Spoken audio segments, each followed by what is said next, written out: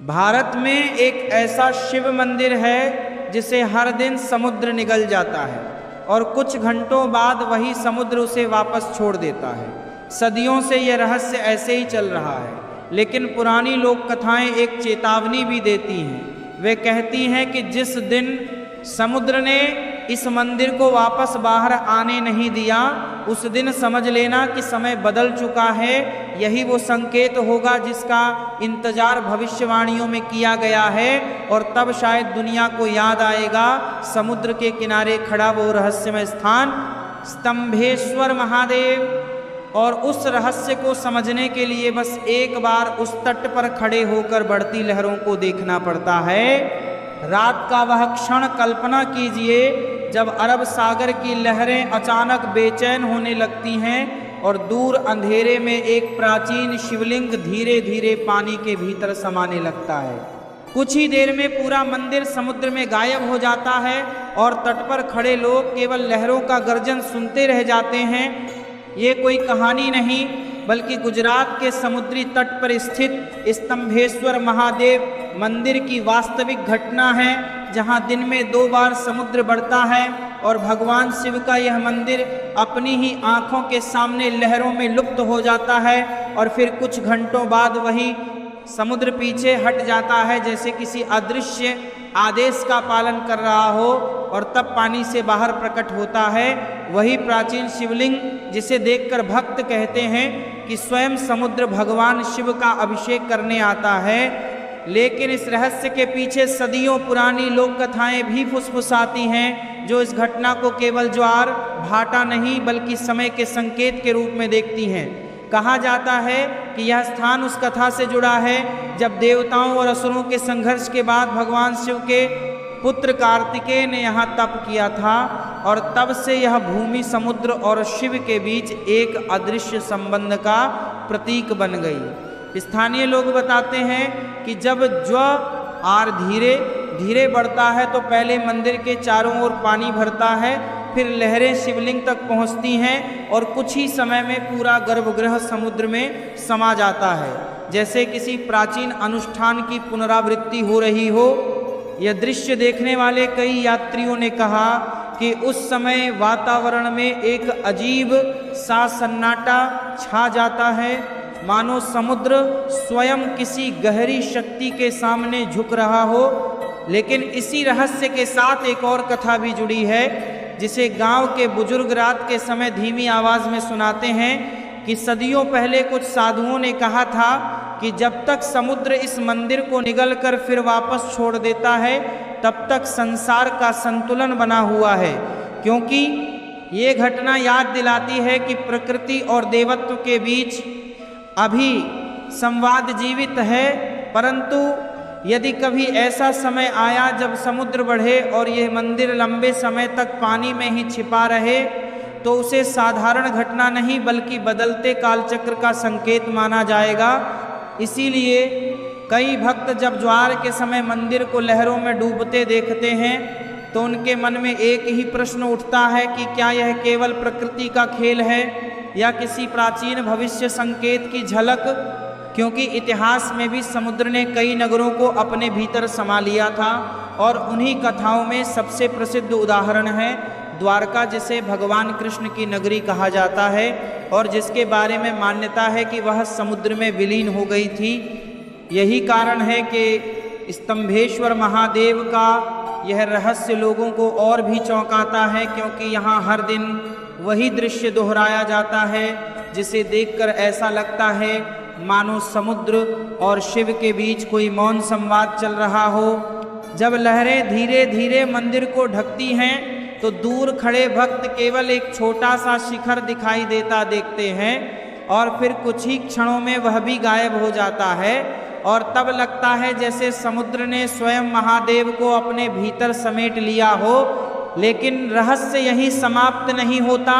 क्योंकि कुछ साधकों का मानना है कि यह स्थान केवल एक मंदिर नहीं बल्कि प्रकृति के उस संतुलन का प्रतीक है जो मनुष्य के कर्मों से भी जुड़ा हुआ है। वे कहते हैं कि जब संसार में अन्याय, लालच और अधर्म बढ़ता है तो प्रकृति अपने संकेत देने लगती है, कभी तूफानों के रूप में, कभी भूकंप के रूप में और कभी ऐसे रहस्यमयी स्थानों के माध्यम से जहां घटनाएं साधारण होते हुए भी असाधारण प्रतीत होती हैं। इसीलिए जब स्तंभेश्वर महादेव का मंदिर समुद्र में डूबता है तो कुछ लोग इसे केवल ज्वार भाटा का विज्ञान मानते हैं, लेकिन कुछ लोग इसे उस चेतावनी की तरह देखते हैं जो प्रकृति समय समय पर देती रहती है। और शायद यही कारण है कि जो लोग पहली बार इस दृश्य को देखते हैं वे कुछ देर के लिए मौन हो जाते हैं, क्योंकि उनके सामने एक ऐसा दृश्य होता है जहां विज्ञान और आस्था दोनों एक साथ खड़े दिखाई देते हैं।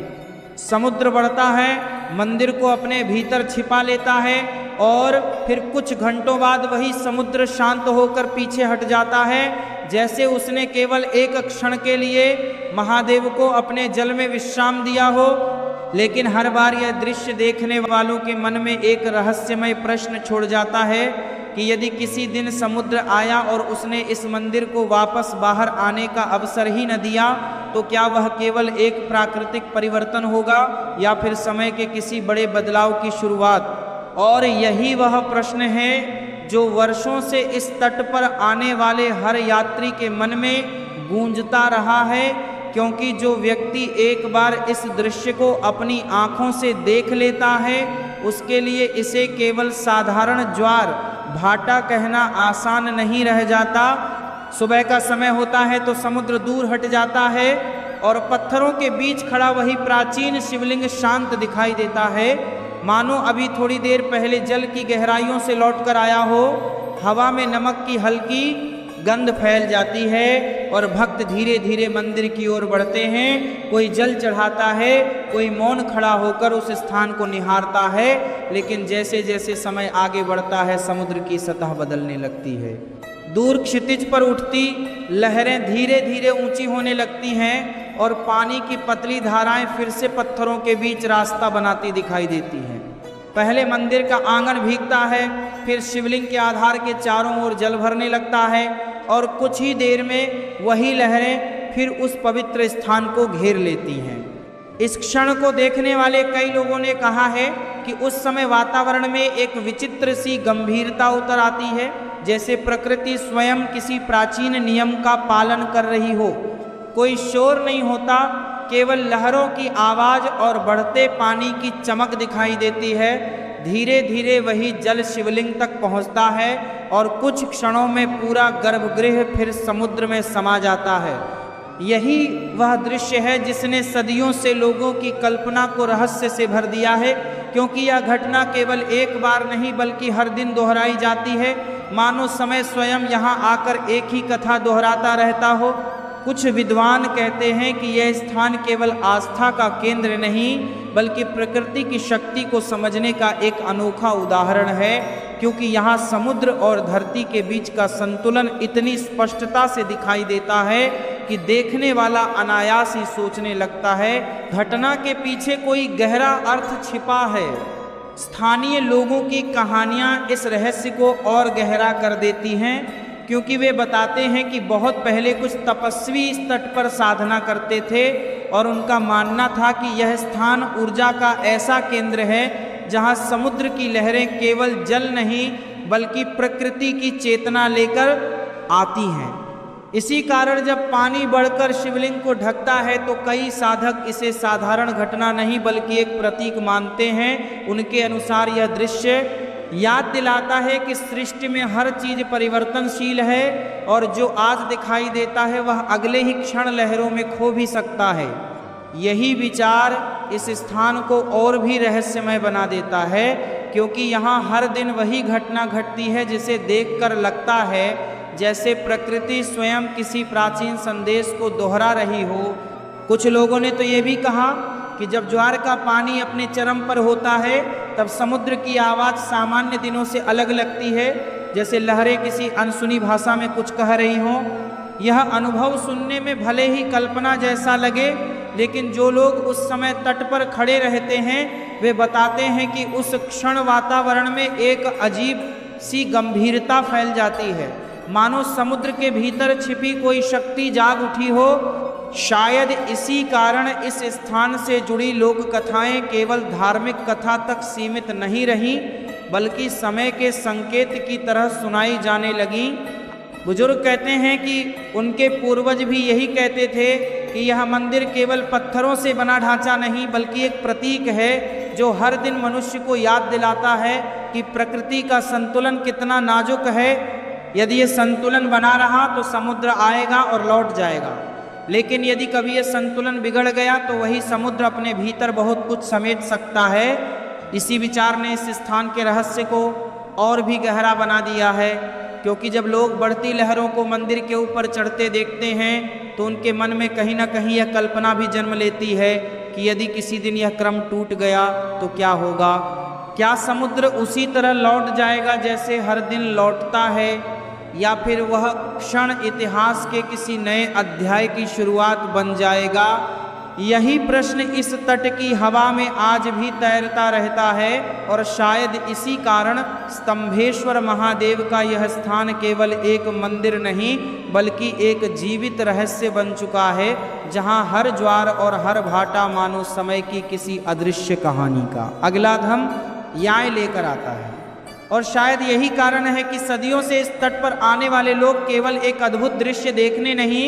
बल्कि एक गहरे अर्थ को समझने की कोशिश भी करते रहे हैं, क्योंकि समुद्र और शिव के इस अनोखे संगम को देखकर मन में यह विचार स्वतः उठता है कि सृष्टि का संतुलन केवल प्रकृति की शक्तियों से नहीं बल्कि मनुष्य के कर्मों से भी जुड़ा हुआ है। प्राचीन ग्रंथों और पुराणों में बार बार यह कहा गया है कि जब संसार में धर्म और अधर्म का संतुलन बदलता है तो प्रकृति भी अपने संकेत लगती है। कभी पर्वतों के भीतर हलचल होती है, कभी नदियों का मार्ग बदल जाता है, और कभी समुद्र की लहरें भी अपने व्यवहार से कुछ बताने लगती हैं। इसी कारण कई विद्वान इस स्थान को केवल एक प्राकृतिक घटना नहीं बल्कि उस प्रतीक के रूप में देखते हैं जो मनुष्य को याद दिलाता है कि सृष्टि में हर शक्ति एक दूसरे से जुड़ी हुई है। शिव को संहार और पुनर्निर्माण का देव कहा गया है और समुद्र को अनंत गहराइयों का प्रतीक माना जाता है। जब ये दोनों एक ही स्थान पर मिलते हैं तो वह दृश्य केवल भक्ति का नहीं बल्कि चिंतन का भी विषय बन जाता है। कुछ पुराणों में यह उल्लेख मिलता है कि समुद्र को देवताओं का साक्षी माना गया है, क्योंकि वही धरती के अनेक युगों का इतिहास अपने भीतर संजो कर रखता है। शायद इसी कारण जब लहरें बढ़कर शिवलिंग को ढकती हैं और फिर वापस हटती हैं तो कई भक्त इसे केवल जल की गति नहीं बल्कि उस अनंत चक्र का संकेत मानते हैं जिसमें सृष्टि लगातार बदलती रहती है। यही विचार इस रहस्य को भय का नहीं बल्कि जागृति का संदेश बना देता है, क्योंकि हर ज्वार और हर भाटा मानो यह कहता है कि परिवर्तन सृष्टि का नियम है लेकिन संतुलन ही उसका आधार है। इसलिए जो लोग इस दृश्य को देखकर भविष्य के संकेत खोजते हैं वे भी अंत में यही समझते हैं कि प्रकृति की चेतावनियां मनुष्य को डराने के लिए नहीं बल्कि जागने के लिए होती हैं। यदि संसार में करुणा,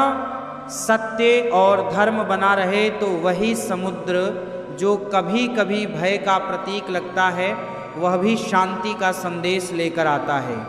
शायद इसी कारण हर दिन जब ज्वार के बाद पानी पीछे हटता है और वही प्राचीन शिवलिंग फिर से प्रकट होता है तो भक्तों के मन में एक अजीब सी शांति भर जाती है, मानो स्वयं महादेव यह संकेत दे रहे हों कि सृष्टि का संतुलन अभी जीवित है। ये दृश्य याद दिलाता है कि चाहे समय कितना भी बदल जाए प्रकृति और देवत्व का संबंध बना रहता है, और जब तक मनुष्य अपने भीतर धर्म की ज्योति जलाए रखता है तब तक हर अंधेरा अंततः प्रकाश में बदल सकता है। यही संदेश इस रहस्यमय स्थान से भी मिलता है जहां समुद्र आता है, शिवलिंग को अपने जल में ढक लेता है और फिर शांत होकर पीछे हट जाता है, मानो हर दिन यह कह रहा हो कि परिवर्तन निश्चित है लेकिन अंततः सत्य और संतुलन ही स्थायी है। और इसी विश्वास के साथ यह कथा समाप्त होती है, उस स्मरण के साथ कि भारत की प्राचीन परंपराएं केवल चमत्कारों की कहानियां नहीं बल्कि जीवन के गहरे संदेश भी देती हैं। इसलिए जब भी इस रहस्य के बारे में सुना जाए तो उसे केवल डर या कौतूहल से नहीं बल्कि श्रद्धा और चिंतन से भी देखना चाहिए, क्योंकि शायद यही वह भावना है जो हर युग में धर्म की ज्योति को जीवित रखती है।